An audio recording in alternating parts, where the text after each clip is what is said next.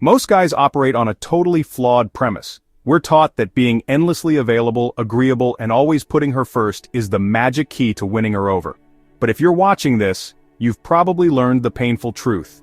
That strategy doesn't win her heart, it just loses her respect. You end up feeling like an option, never a priority.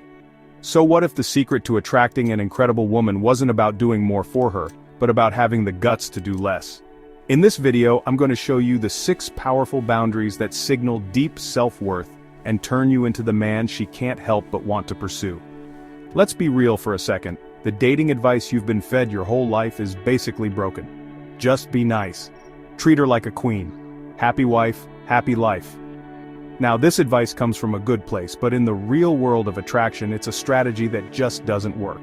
It positions you as the court jester, the provider, the doormat, anything but the man she actually desires.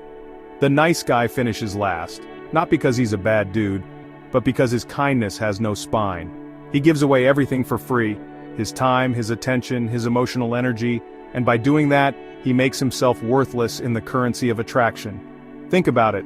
When something is always available, it has no real value. A high-value woman, the kind of woman who's emotionally stable, smart, and has her own life handled, isn't looking for a guy to worship the ground she walks on. She's looking for an equal, a partner, a man who respects himself so much that she can't help but respect him too. And that self-respect isn't shown with big, empty gestures. It's shown through boundaries. Boundaries aren't walls you build to keep people out. They're the clear lines you draw that teach people how to treat you. They're the invisible fence around your self-worth, and they are magnetically attractive. Today we're throwing out that old failed programming and installing a new operating system. I'm going to give you the 6 boundaries that demonstrate profound self-respect. Master these, and you'll completely flip the dynamic. You'll stop chasing and become the man who gets chosen. The first and most important boundary is this: your purpose, your mission in life, always comes first. Here's where most guys mess up. They meet a woman who completely blows them away and she instantly becomes the new center of their universe. Everything starts revolving around her. Those career goals, they can wait. That business idea he was so fired up about, pushed to the back burner. His sacred gym time, he'll skip it in a heartbeat for a last-minute "hey, you free" text. He basically abandons his own life to fit into the empty slots of hers. He thinks being constantly available shows commitment, but what it really shows is a lack of personal ambition. It communicates, "My life wasn't all that interesting until you came along. You are my purpose now." That's a massive amount of pressure to put on someone, and frankly, it's not attractive. It's needy.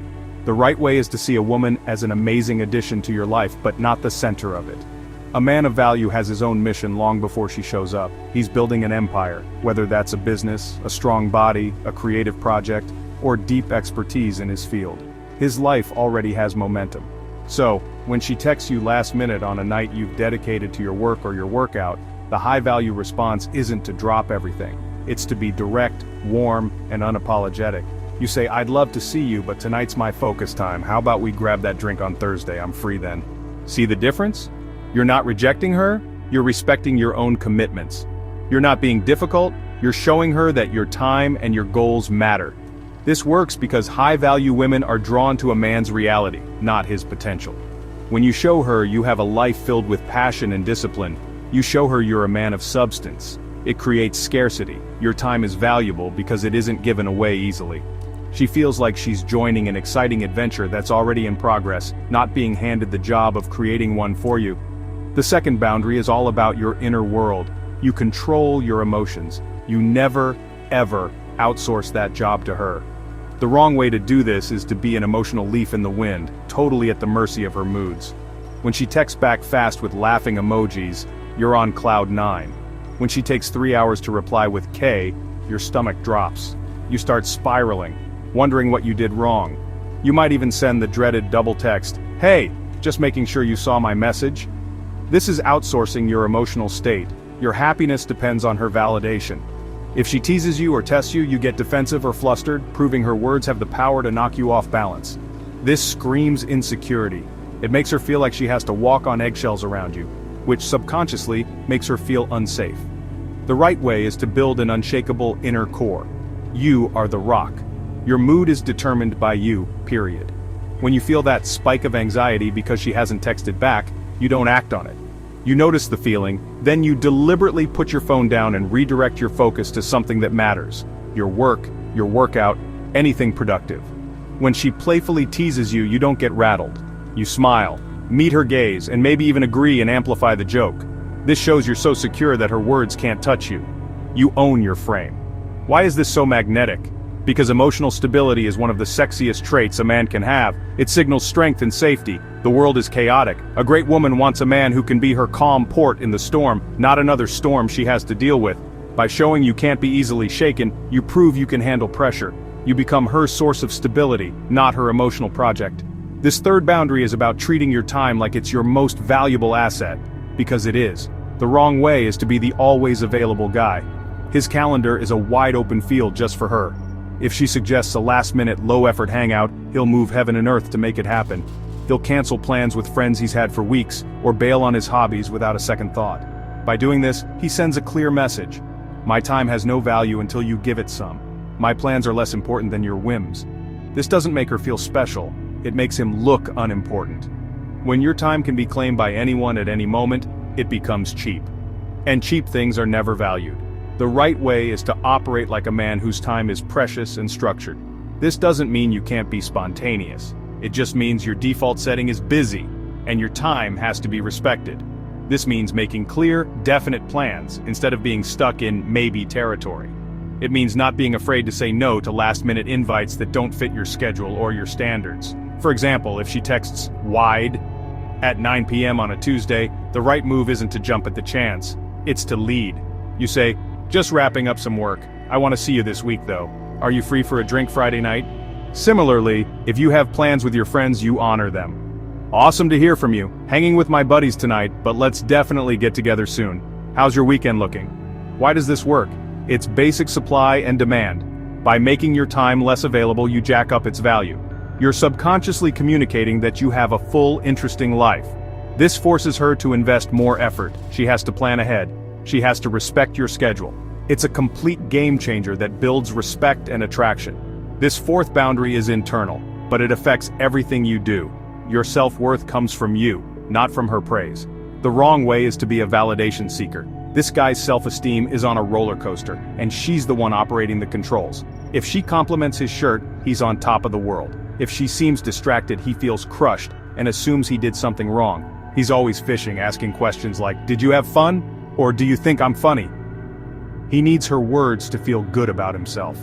This is a black hole of neediness, and a smart woman senses it immediately.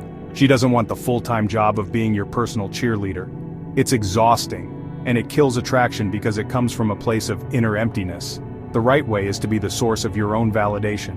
A man with this boundary appreciates her compliments, but he doesn't need them to feel worthy. His confidence is built on his actions, his integrity, and living by his own code. After a date, instead of obsessing over her text, he asks himself, did I have a good time? Is she a good fit for me? He gets his self-esteem from his own achievements, crushing a workout, finishing a project, being a good friend, keeping a promise to himself. Her opinion is a great bonus, not the foundation of his identity. Why is this so damn attractive? Because it's the definition of real confidence. It's not arrogance, it's a quiet, powerful self-assurance. A man who validates himself doesn't need to drain energy from others. He has his own supply. This makes him incredibly relaxing and safe to be around. It frees her from the burden of managing his ego, which lets real attraction grow. He doesn't need her to complete him because he's already whole.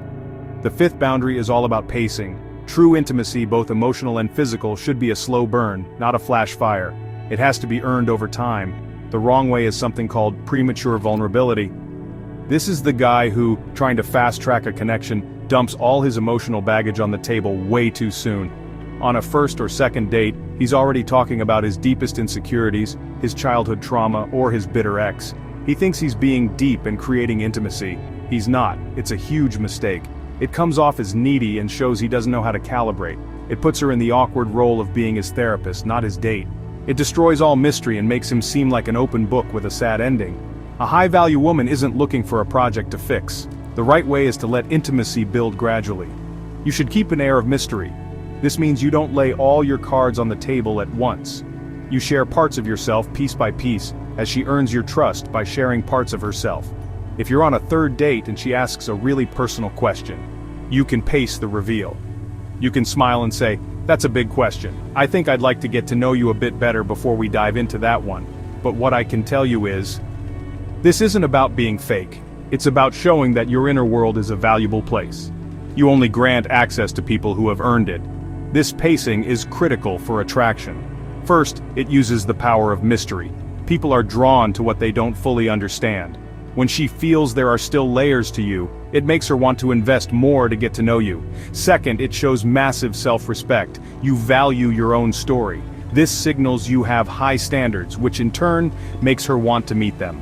This final boundary supports all the others. It's your ace in the hole, the source of all your power in dating. You must be completely willing to walk away from anyone who disrespects you. The wrong way is the man terrified of loss.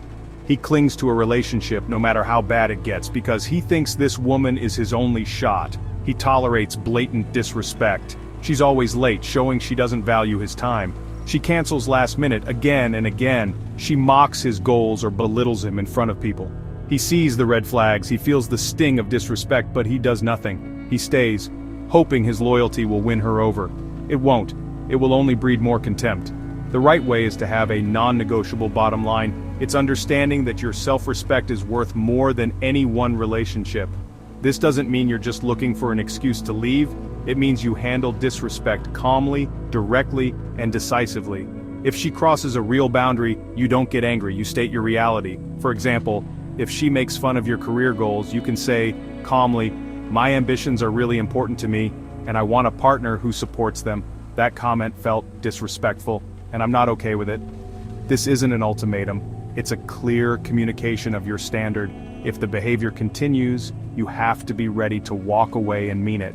You have to choose the short-term pain of leaving over the long-term misery of being devalued.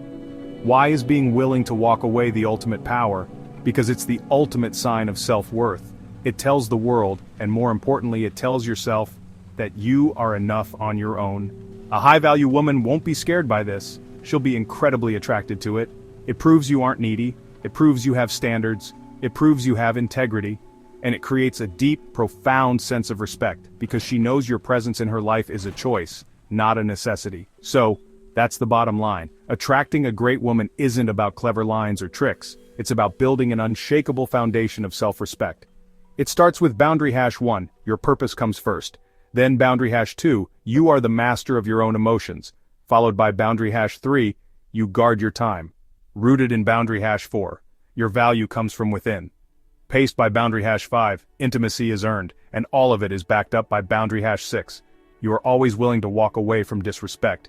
These aren't rules to control women, they are principles to honor yourself. When you live by them, you stop being the nice guy who gets walked all over and you become the high-value man who is respected, desired, and chosen. You become the man she feels compelled to win over.